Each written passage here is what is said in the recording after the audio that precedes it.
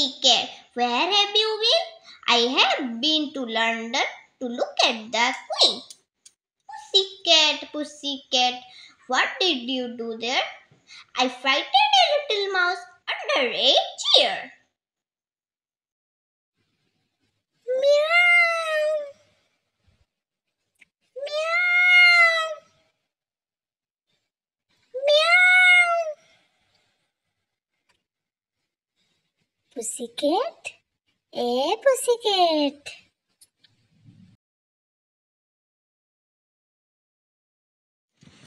ଆଜି ଗୋଟେ ଗାର୍ଡେନରେ ଦେଖିଲି ଆମର ଭିତର ପଟୁ ଘରୁ ଦେଖିଲୁ ଯେ ଗୋଟେ ଭଣ୍ଡାଟେ ପଡ଼ିଛି କଦଳୀର। ତାପରେ ଏପଟେ ଆଜି ହବାର ଥିଲା, ପବନ ବହୁତ ଜୋରରେ ହବାର ଥିଲା, ତେଣୁ ଆମେ ଭାବିଲୁ କାଳେ ଖସି ପଡ଼ିବ କି କ'ଣ, ତେଣୁ ଯାଇକି ଭଣ୍ଡାଟା ତୋଳି ଆଣିଲେ। ଗୁଡଲିର ପାପା ଯାଇକି ଭଣ୍ଡାଟା ତୋଳି ଆଣିଲେ। କହନ୍ତିନି କି ଚାଖଣ୍ଡେ ଛାଡ଼ି ଭାଙ୍ଗିବ ଭଣ୍ଡା, ତେବେ ସେ ଦେଖିବ କଦଳୀ ପେଣ୍ଡା। ତେଣୁ ସେ କ'ଣ କଲେ ନା ଭଣ୍ଡାଟା ଯାଇକି ନେଇ ଆସିଲେ। ସତରେ ଭଗବାନଙ୍କ ଲୀଳା ବଡ଼ ବିଚିତ୍ର। ଆମେ କିଛି ବି ଜାଣିନୁ କ'ଣ ସେ ତାଙ୍କର କ'ଣ ଚିନ୍ତା କରନ୍ତି, କ'ଣ ଭାବନ୍ତି, କ'ଣ କାହା ପାଇଁ ଚିନ୍ତା କରିକି ରଖିଛନ୍ତି ଆମେ ଜାଣିନୁ।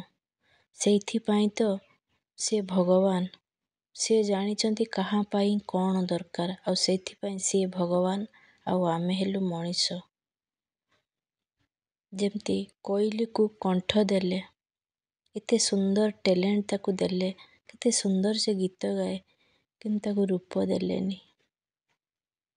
ମୟୂରକୁ ରୂପ ଦେଇଦେଲେ, ହେଲେ ମୟୂରର କୌଣସି ନିଜସ୍ୱ ଇଚ୍ଛା ଦେଲେ ନାହିଁ, ତାର କୌଣସି ଇଚ୍ଛା ହିଁ ନାହିଁ।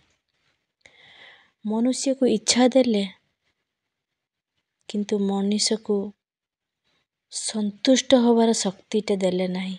ତେଣୁ ଆପଣ ଦେଖିଥିବେ, ଆପଣ ଯେତେ ଚେଷ୍ଟା କରନ୍ତୁ, ଏ ଯେଉଁ ମଣିଷ ନା, କେବେ ତାକୁ ସନ୍ତୁଷ୍ଟ କରିପାରିବେନି ଆପଣ, ଚାହେ ଯେତେ ବି ଚେଷ୍ଟା କରନ୍ତୁ, କେବେ ସନ୍ତୁଷ୍ଟ କରିପାରିବେନି। ଯେତେ ଦେଲେ ବି ସେମାନେ ଅସନ୍ତୁଷ୍ଟ। ଆଉ ସାଧୁକୁ ସନ୍ତୋଷ ଦେଲେ ସେମାନେ ସବୁବେଳେ ସନ୍ତୁଷ୍ଟ ହେଉଛନ୍ତି, ବଟ୍ ସେମାନଙ୍କୁ ସଂସାର ଦେଲେ ନାହିଁ। ତେଣୁ ଏ ସଂସାରରେ କେହି ବି କମ୍ପ୍ଲିଟ୍ ନୁହନ୍ତି, କେବଳ ଭଗବାନଙ୍କ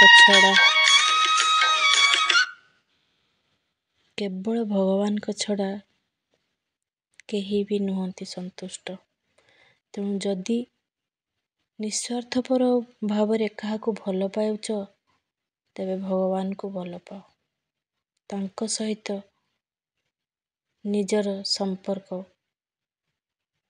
ବନାଅ। ଭଗବାନଙ୍କୁ ଛାଡ଼ିଦେଲେ ଆଉ ସମସ୍ତେ ସ୍ୱାର୍ଥପର, ସମସ୍ତେ।